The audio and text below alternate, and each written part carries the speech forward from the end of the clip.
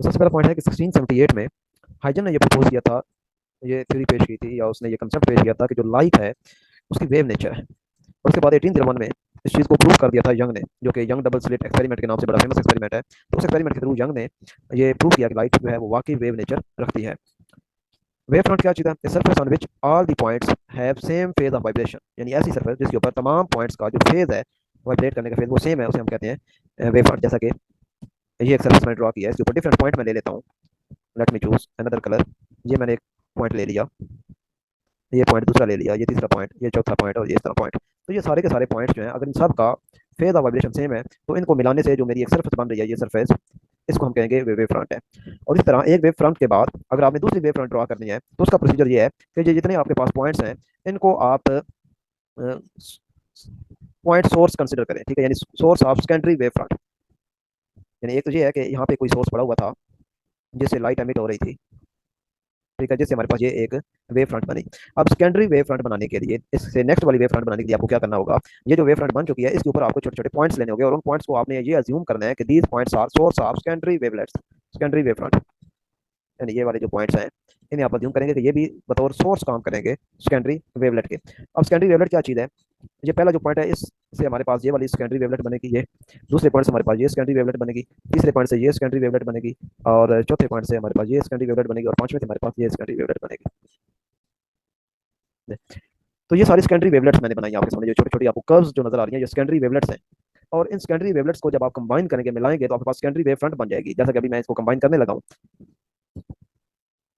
ये ये अब हमारे पास एक सेकेंडरी वेव फ्रंट आ गई है। इसी तरह टर्शियरी वेव फ्रंट अगर आपने बनानी है तो उसके लिए भी यही रूल है कि सेकेंडरी वेव फ्रंट के ऊपर हर पॉइंट को आप अज्यूम करेंगे कि वो बिहेव करेगा as a source of tertiary wave front.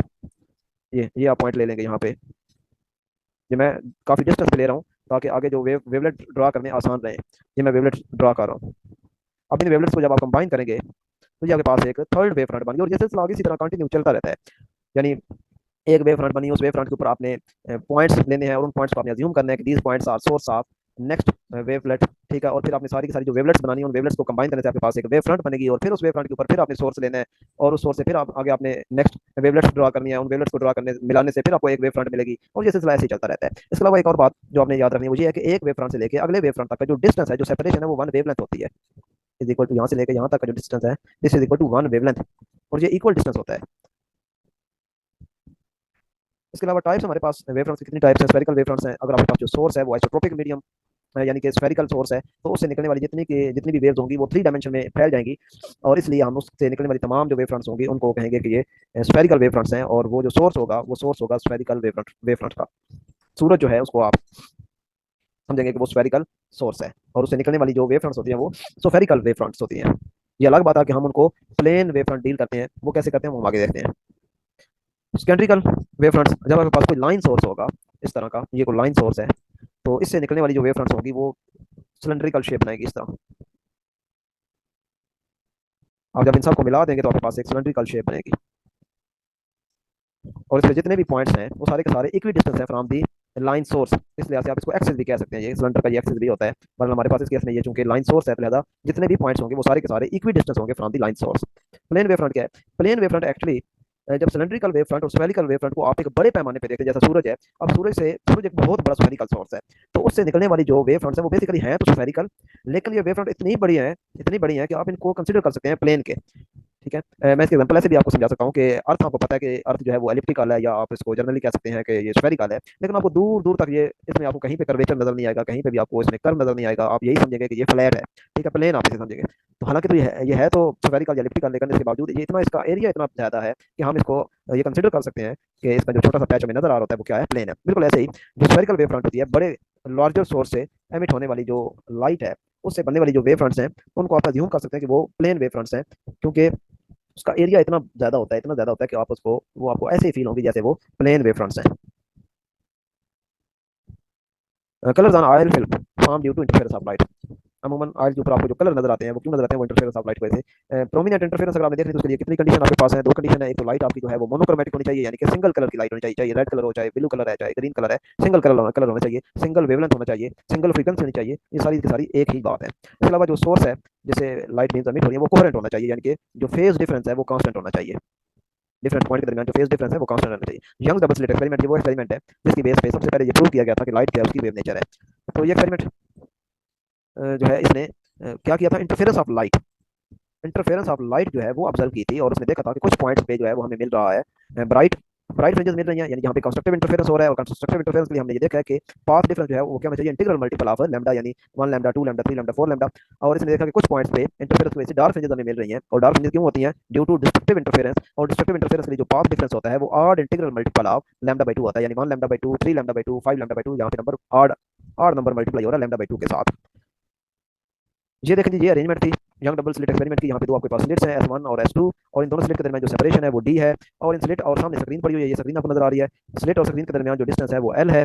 और इसके अलावा यहाँ पे जो हमने रेफरेंस ले लिया, सेंट्रल जो पॉइंट लिया ये वाला, इसको आपने O कहना है, ठीक है। और इससे ऊपर भी और इससे नीचे भी ब्राइट और डार्क फ्रिंजेस बनेगी, तो उन फ्रिंजेस को हमने चेक करना है कि वो किस लोकेशन पे जाके बन रही है, कितना दूर जाके बन रही है। सेंट्रल पॉइंट ये वाला जो पॉइंट मैंने बताया, वो पॉइंट हमने लिया है, ये हमारा रेफरेंस पॉइंट है। इसके हिसाब से हमें देखना है कि इसके ऊपर कितने डिस्टेंस पे जाके कोई ब्राइट या डार्क फ्रिंज बन रही है, या इससे नीचे कितने डिस्टेंस पे जाके कोई ब्राइट या डार्क फ्रिंज बन रही है। तो उसका फार्मूला ये है कि अगर आप इस सेंट्रल पॉइंट से ऊपर, ये सेंट्रल पॉइंट O, इससे ऊपर अगर आप देखना चाहते हैं ब्राइट फ्रिंजेस को देखना चाहते हैं, तो फिर जो है वो वाई डिस्टेंस, ये वाई डिस्टेंस, ठीक है। सपोज करते हैं कि हम ये पी हम देखना चाहते हैं कि इस पॉइंट पी पे ब्राइट फ्रिंज बन रही है, तो ये फिर जो डिस्टेंस वाई है फ्रॉम द सेंटर ओ से लेकर पॉइंट पी तक जो डिस्टेंस वाई है वो फिर क्या होना चाहिए, वो N lambda multiply by L by D होना चाहिए। एल जो है वो separation between slit and screen है, ये परपेंडिकुलर डिस्टेंस है, ये वाला परपेंडिकुलर डिस्टेंस आपने लेना है। और डी जो है ये सेपरेशन बिटवीन बोथ स्लिट्स है। तो ये ब्राइट फ्रिंज के लिए कंडीशन है, अगर आपने चेक करना है कि पॉइंट पी पे ब्राइट फ्रिंज बन रही है, तो फिर ये कंडीशन होनी चाहिए, ये डिस्टेंस होना चाहिए। और अगर ये पॉइंट पी पे आप चाहते हैं कि मुझे डार्क फ्रिंज मिले, तो फिर ये कंडीशन होल्ड करनी चाहिए, फिर वाई का जो डिस्टेंस है वो ये आना चाहिए 2n+1 lambda by 2 into L by D. ये जो चीज़ है एन लैम्डा, ये तो आपको पता है। कंस्ट्रक्टिव इंटरफेरेंस के लिए पाथ डिफरेंस होता है, ये आप उस लिहाज से भी याद रख सकते हैं, और डिस्ट्रक्टिव इंटरफेरेंस के लिए ये पाथ डिफरेंस होता है, तो ये आप उस तरीके से भी याद रख सकते हैं। बाकी एल बाई डी की टर्म जो है वो दोनों के साथ है। इसके अलावा अगर आप देखना चाहते हैं दो कंजक्टिव ब्राइट फ्रिंजेस के दरमियान या दो कंजक्टिव डार्क फ्रिंजेस के दरमियान सेपरेशन, जैसा कि ये मैं ड्रा करता हूँ आपके सामने। ये मैं कहता हूँ कि एक ब्राइट फ्रिंज है, और उसके बाद ये आगे एक ब्राइट फ्रिंज है, और इसके बाद आगे ये एक ब्राइट फ्रिंज है, और उसके बाद आगे ये ब्राइट फ्रिंज है। तो मैं दो कंजक्टिव कंजक्टिव कंजक्टिव का मतलब ये है कि इसके बाद ये वाली जो ब्राइट फ्रिंज है, मैं इनके दरमियान सेपरेशन देखना चाहता हूँ, तो उसका फार्मूला मेरे पास क्या होगा, वो ये है lambda L by D, lambda L by D. और इसी तरह ये फार्मूला वैलिड है, यही फार्मूला वैलिड है अगर आपके पास डार्क फ्रिंजेस है, यानी ये एक डार्क फ्रिंज है, ये डार्क फ्रिंज है ब्लैक, और उसके बाद आगे फिर एक डार्क फ्रिंज है ब्लैक। तो आप इन दोनों के दरमियान डिस्टेंस देखना चाहते हैं, सेपरेशन देखना चाहते हैं, तो उसको भी आप इसी फार्मूले से देखेंगे, लैम्डा एल बाई डी। यहाँ से आप देख सकते हैं कि जो फ्रिंज की लोकेशन है वाई, और similarly separation between two conjunctive fringes वो डिपेंड करिए सिर्फ तीन चीज़ों के ऊपर, एक वेवलेंथ यानी आप किस कलर की लाइट यूज़ कर रहे हैं, और separation between slits and screen, और इसके अलावा सेपरेशन बिटवीन स्लिट्स डी। इन तीन चीज़ों पे ये डिपेंड कर रही है, सेपरेशन भी और लोकेशन ऑफ फ्रिंजेस भी। तो वेवलेंथ आप अगर आप इंक्रीज करते हैं, यानी रेड लाइट आप यूज़ करते हैं, रेड लाइट की वेवलेंथ आपको पता ज़्यादा होती है, तो आपको जो सेपरेशन है वो आपको ज़्यादा मिलेगी। और अगर आप ब्लू कलर की लाइट यूज़ करते हैं इंटरफेरेंस के फिनोमेना के लिए, यंग डबल स्लिट एक्सपेरिमेंट में ब्लू लाइट यूज़ करते हैं, तो फिर जो सेपरेशन मिलेगी आपको दो कंजक्टिव फ्रिंजेस के दरमियान वो कम मिलेगी, क्योंकि ब्लू कलर के लिए जो लैम्डा होता है वो कम होता है as compare to red colour. Thin film क्या चीज़ है, एक ट्रांसपेरेंट मीडियम जिसकी थिकनेस जो है वो कंपेरेबल हो वेवलेंथ ऑफ लाइट के, हम उसे कहते हैं ये एक थिन फिल्म है। ब्रैग लॉ, ब्रैग लॉ को इंट्रोड्यूस करवाया था दो साइंटिस्ट थे, दोनों बाप बेटा थे, डब्ल्यू एच ब्रैग और उसका सन डब्ल्यू एल ब्रैग। इसके मुताबिक when the X-ray is incident onto a crystal surface, its angle of incidence theta will reflect back with the same angle of scattering। ठीक है, यानी जब आपके पास कोई एक्सरे, ये याद रखें जो ब्रैग लॉ है इसका कंसर्न है एक्सरेज के साथ और क्रिस्टल के साथ, ये दो चीजें जो है ये याद रखें, ब्रैग लॉ का ताल्लुक इन दो चीजों के साथ है, एक एक्सरे के साथ और दूसरा क्रिस्टल। तो एक्सरे जो है वो स्ट्राइक करती है क्रिस्टल से, तो जो इंसिडेंस एंगल होता है वो इक्वल होता है reflecting angle scattering angle theta के साथ। इसके अलावा जो एक्सरे हम यूज करते हैं और इंटर प्लेनर या इंटर एटॉमिक स्पेसिंग, हमें पता है क्रिस्टल के अंदर एटम्स पड़े होते हैं इस तरह, ये ऊपर तय है एक नीचे तय है। तो इंटर एटॉमिक स्पेसिंग यानी एक एटम के बाद ये वाला एटम इसके दरमियान जो स्पेस है वो 10⁻⁻10 मीटर होती है। सिमिलरली ऊपर से नीचे भी अगर आप देखें तो एक एटम के नीचे जो एटम है इसमें भी जो सेपरेशन है वो भी आपको 10⁻−10 मीटर मिलेगी। और ये 10⁻−10 मीटर होता है इसको आप 1 एंगस्ट्रॉम भी कहते हैं, 1 एंगस्ट्रॉम, ये मीटर साथ मस्ट है। मैथमेटिकल फॉर्म जो ब्रैग लॉ की है वो 2d sin theta is equal to n lambda, और कंडीशन जो है ब्रैग लॉ की जो सेटिस्फाई करनी मस्ट है वो ये है n lambda must be less than equal to 2d। अगर एन लैम्डा जो है वो less than equal to 2d होगा तो ब्रैग लॉ जो है वो होल्ड करता है, अदरवाइज वो होल्ड नहीं करता। उसकी रीजन ये है कि जो साइन थीटा ये हमें पता है कि ये हमेशा लेस देन इक्वल टू 1 होता है, 1 से ग्रेटर साइन थीटा की वैल्यू कभी भी नहीं आती। ब्रैग लॉ से आप क्या फाइंड कर सकते हैं, आप वेवलेंथ मेजर कर सकते हैं, स्ट्रक्चर ऑफ बायोलॉजिकल मॉलिक्यूल जैसे कि हीमोग्लोबिन, डीएनए, इसके अलावा आप लेटेस्ट स्पेसिंग फाइंड कर सकते हैं क्रिस्टल के अंदर, इंटरएटॉमिक स्पेसिंग आप फाइंड कर सकते हैं। ये जो अभी हमने ब्रैग लॉ देखा 2d sin theta equal to n lambda, ये एक्चुअली हमारे पास एक और साइंटिस्ट था लॉय लॉय, इसका हमारे पास इक्वेशन थी जर्नल इक्वेशन। तो उसका जो स्पेशल केस है वो ब्रैग लॉ है। Bragg law is a special case of Laue differentiation.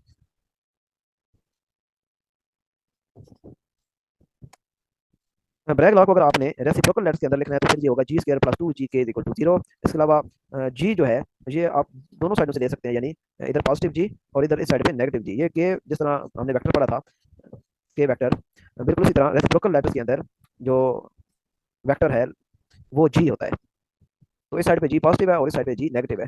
तो दोनों तरफ अगर आप लेना चाहें तो ये आपके पास पॉजिटिव साइड पे जो आपके पास ब्रैग लॉ बनेगा रेसिप्रोकल लेटर्स के लिए वो जी स्क्वायर प्लस टू जी डॉट के इज इक्वल टू जीरो। और अगर आपने लेफ्ट साइड पे जाना है जहाँ पे नेगेटिव जी है, वहां पे फिर ये कन्वर्ट हो जाएगा जी स्क्वायर माइनस टू जी के इक्वल टू जीरो, क्योंकि जी स्क्वायर तो आपको हमेशा पॉजिटिव ही मिलेगा, मसला ये वाला जी करेगा, ये आपका माइनस हो जाएगा। एक्सरे डायफ्रैक्शन को हम डायफ्रैक्शन क्यों कहते हैं इंस्टेड रिफ्लेक्शन के? क्योंकि आप जब भी कभी फिगर देखते हैं तो फिगर आप हमेशा एक्सरे डायफ्रैक्शन के यूं देखते हैं कि ये ऊपर आपको एटम्स नजर आ रहे होते हैं, ये नीचे एटम्स नजर आ रहे होते हैं। तो ये एक रे आती है स्ट्राइक करके इधर चली जाती है, फिर एक रे आती है जो स्ट्राइक करके ऐसे इधर चली जाती है। तो यहाँ से तो नजर आता है कि जैसे ये रिफ्लेक्शन हो रही है। तो हम इसको डायफ्रैक्शन क्यों कहते हैं? तो इसकी रीजन ये है कि ये जो रिफ्लेक्शन हो रही है सामने, हम अगर स्क्रीन लगाते हैं तो इस स्क्रीन पे बिल्कुल वही पैटर्न बनेंगे मैक्सिमा और मिनिमा के, या ब्राइट फ्रिंजेस और डार्क फ्रिंजेस के, बिल्कुल ऐसी जिस तरह डाइफ्रैक्शन से बनती है। जिस तरह यंग डबल स्लिट एक्सपेरिमेंट किया उसमें भी जो दो स्लिट थी हमारे पास, ये एक स्लिट थी और ये दूसरी स्लिट थी, तो यहाँ से जब वेव आई थी, ये वेव्स, तो डाइफ्रैक्ट होना शुरू हो गई थी यहाँ से ऐसे। और फिर स्क्रीन पे हमें सामने क्या मिले थे, किस पॉइंट पे ब्राइट फ्रिंजेस मिले थे और कुछ पॉइंट पे हमें डार्क फ्रिंजेस मिले थे। तो यहाँ से भी आप देख सकते हैं कि ये जो फिनोमेना हमने देखा है यंग डबल स्लिट एक्सपेरिमेंट में, और इसका हमें जो रिजल्ट मिला है वो एक्चुअली इंटरफेरेंस से मिला है, लेकिन उसमें जो प्रोमिनेंट चीज थी वो क्या थी, वो डायफ्रैक्शन थी। क्योंकि स्लिट से लाइट डायफ्रैक्ट हुई थी और डायफ्रैक्शन के बाद फिर लाइट जो है वो इंटरफेयर की उसने, और हमें जो स्क्रीन उसके ऊपर कंजक्टिव ब्राइट और डार्क फ्रिंजेस मिले। तो बिल्कुल यहाँ पे भी आप समझ सकते हैं कि जो स्क्रीन आपने यहाँ सामने लगाई और इस पे जो आपको पैटर्न मिल रहे हैं वो बिल्कुल एक्जैक्टली वैसे ही मिल रहे हैं जैसे यंग डबल स्लिट एक्सपेरिमेंट के डायफ्रैक्शन के मिले थे। तो इसलिए यहाँ पे हम कहेंगे कि ये रिफ्लेक्शन का फिनोमेना प्रोमिनेंट नहीं है, बल्कि डाइफ्रैक्शन का फिनोमेना प्रोमिनेंट है। और इस वजह से हम इसे एक्स रे डाइफ्रैक्शन कहते हैं इंस्टेड रिफ्लेक्शन। पोलराइजेशन क्या चीज है? The process of transforming unpolarised light into polarised light is known as polarisation. Unpolarised का मतलब है कि ये ऐसी लाइट है जो हर प्लेन में, हमको पता है तीन प्लेन हमारे पास होते हैं, एक्स वाई प्लेन, एक्स जी प्लेन और वाई जी प्लेन। तीन प्लेन है हमारे पास। तो अगर लाइट तीनों प्लेन में फैली हुई है तो हम उसको कहते हैं अनपोलराइज्ड लाइट। लेकिन अगर आप कोई ऐसा मटेरियल यूज करते हैं, कोई ऐसा टेक्निक यूज करते हैं कि आपकी जो लाइट है वो कन्फाइन हो जाती है सिर्फ एक प्लेन के अंदर, यानी एक्स वाई प्लेन के अंदर, और बाकी जो वाई जी और एक्स सी प्लेन के अंदर जो लाइट थी वो आपने रोक ली है किसी तरीके से, तो आप कहते हैं कि अब हमारी लाइट जो है वो पोलराइज हो गई है। कुछ लोग समझते हैं कि पोलराइजेशन का मतलब है कि इलेक्ट्रिक या मैग्नेटिक फील्ड में से किसी एक को एब्जॉर्ब करवा लेना, ये पोलराइजेशन है। तो ऐसी बात नहीं है, क्योंकि लाइट हमें पता है लाइट एक्चुअली कंसिस्ट ऑफ होती है इलेक्ट्रिक एंड मैग्नेटिक फील्ड, जो दोनों के म्यूचुअली परपेंडिकुलर आपस में एसिलेट कर रहे होते हैं। तो आफ्टर पोलराइजेशन भी हमें लाइट ही मिलती है। तो अगर पोलराइजेशन के बाद भी लाइट मिल रही है तो इसका मतलब है कि पोलराइजेशन के बाद हमें इलेक्ट्रिक और मैग्नेटिक फील्ड मिल रहे हैं। और इलेक्ट्रिक और मैग्नेटिक फील्ड मिलने का मतलब यह है कि पोलराइड ने, या वो सब्सटेंस जो आप यूज करें बतौर पोलराइजेशन के लिए, उसने कोई ऐसा फील्ड एब्जॉर्ब नहीं किया कि वो आप कहें कि उसने इलेक्ट्रिक फील्ड एब्जॉर्ब कर लिया है या मैग्नेटिक फील्ड एब्जॉर्ब कर लिया, ऐसी कोई बात नहीं है। सिर्फ और सिर्फ प्रॉब्लम ये है या इशू ये है या इसका जो मकसद है वो ये है कि लाइट जो है उसको एक स्पेसिफिक प्लेन में आपने ओरिएंट करना होता है, और बाकी जो अनवांटेड प्लेन होते हैं उसमें जाने वाली लाइट को एब्जॉर्ब करवा लिया जाता है, पूरी लाइट को एब्जॉर्ब करवा लिया जाता है, यानी इलेक्ट्रिक और मैग्नेटिक फील्ड दोनों की एब्जॉर्ब करवा लिया जाता है। लेकिन जिस स्पेसिफिक प्लेन में आप अलाउ कर रहे हैं उसमें दोनों फील्ड अलाउ करेंगे, इलेक्ट्रिक फील्ड उसमें से पास करेगा, मैग्नेटिक फील्ड भी पास करेगा। क्योंकि अगर आपको आफ्टर पोलराइजेशन अगर आपको लाइट चाहिए है तो लाइट तो फिर इन दोनों कंपोनेंट में मुश्तमिल होती है, इलेक्ट्रिक फील्ड पे भी और मैग्नेटिक फील्ड पे भी। तो लिहाजा ये दोनों फील्ड पास करेंगे। लेकिन जिस प्लेन में आपको लाइट नहीं चाहिए है उस प्लेन में फिर क्या होगा, उसमें ये दोनों ही प्लेन एब्जॉर्ब हो जाएंगे, दोनों ही जो फील्ड है वो एब्जॉर्ब हो जाएंगे, इलेक्ट्रिक फील्ड भी एब्जॉर्ब हो जाएगा और मैग्नेटिक फील्ड भी एब्जॉर्ब हो जाएगा। ये जो सन ग्लासेस हम यूज करते हैं ये पोलराइड मटेरियल होता है। तो धूप में हम देखते हैं कि हमें बड़ी आंखों को ठंडक सी फील होती है, बड़ा खुशगवार मौसम हमें नजर आता है। उसकी रीजन ये है कि वो डिफरेंट प्लेन से आने वाली जो लाइट होती है उसको एब्जॉर्ब कर लेता है और एक स्पेसिफिक जो प्लेन की लाइट है उसको अलाउ करता है जो आपकी आंखों तक पहुंचती है। आई होप इस बारे में काफी ज्यादा मैंने एक्सप्लेन कर दिया और आपको इशू नहीं होगा आपको समझने में। इसके अलावा बड़ा फेमस क्वेश्चन है जो अक्सर पेपर में आया होता है, वो यही है कि साउंड वेव्स और इलेक्ट्रोमैग्नेटिक वेव्स में कौन सी प्रॉपर्टी है जो डिफरेंशिएट करती है? तो वो पोलराइजेशन है। साउंड वेव्स को आप पोलराइज नहीं कर सकते क्योंकि उसके अंदर डिफरेंट प्लेन्स नहीं होते, उसमें लॉन्गिट्यूडनल वेव होती है जिसमें रिफ्लेक्शन और कंप्रेशन होते हैं, जबकि इलेक्ट्रोमैग्नेटिक वेव्स जो है वो ट्रांसवर्स नेचर रखती है, इसलिए उसको आप पोलराइज कर सकते हैं। यानी ये मस्ट है कि जो वेव है वो ट्रांसवर्स नेचर वाली होनी चाहिए, उसी को आप पोलराइज कर सकते हैं। साउंड वेव्स को या लॉन्गिट्यूडनल वेव्स को आप पोलराइज नहीं कर सकते। ऑप्टिकल एक्टिव क्रिस्टल वो होते हैं जो प्लेन ऑफ पोलराइजेशन को रोटेट कर देते हैं, यानी जब लाइट उनमें से पास करती है तो वो उसका प्लेन ही रोटेट करवा देती है, पोलराइजेशन का प्लेन रोटेट करवा देती है। और ऐसे मटेरियल कौन से हैं? क्वार्ट्ज है, सोडियम क्लोरेट है, शुगर है, टार्टारिक एसिड है। सूरज से जमीन तक जो रोशनी पहुंचती है वो भी एयर मालिक्यूल से, डस्ट पार्टिकल से, स्मोक पार्टिकल से टकरा टकरा कर वो भी आप कह सकते हैं कि पार्शियली पोलराइज हो चुकी होती है।